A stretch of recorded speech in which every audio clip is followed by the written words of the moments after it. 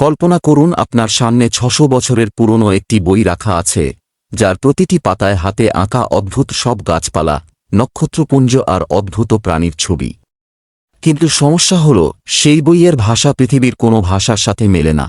আজ আমরা জানব ভিনিচ ম্যানুস্ক্রিপ্টের সেই রহস্য, যা আজও বিজ্ঞানকে বৃদ্ধাঙ্গুলি দেখিয়ে চলেছে।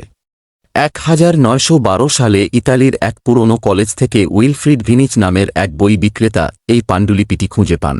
আর নক্ষত্রের মানচিত্রগুলো দেখলে মনে হয় এটি যেন কোনো ভিনগ্রহের মহাকাশচারীর ডায়েরি। দ্বিতীয় বিশ্বযুদ্ধের সময় যারা জার্মান নাৎসিদের এনিগমা কোড ভেঙেছিলেন, তারাও এই বইটির রহস্য ভেদ করতে ব্যর্থ হন। অ্যালেন টিউরিং থেকে শুরু করে আজকের এআই পর্যন্ত সবাই হার মেনেছে। কেউ মনে করেন এটি কোনো মধ্যযুগীয় জাদুকরের ডায়েরি, আবার কেউ বলেন এটি কোনো প্রাচীন চিকিৎসাশাস্ত্র। অনেকের মতে এই বইটির লেখক স্বয়ং কোনো এলিয়েন বা ভিনগ্রহের প্রাণী, যিনি পৃথিবীতে এসেছিলেন এবং তার পর্যবেক্ষণ এই বইয়ে লিখে গিয়েছেন। ভিনিচ ম্যানুস্ক্রিপ্ট আজও আমেরিকার ইয়েল ইউনিভার্সিটির লাইব্রেরিতে যত্নে রাখা আছে। এটি কি কোনো গভীর জ্ঞান নাকি স্রেফ এক অর্থহীন ধাঁধা? আপনার কি মনে হয়? কমেন্টে আপনার মতামত জানান।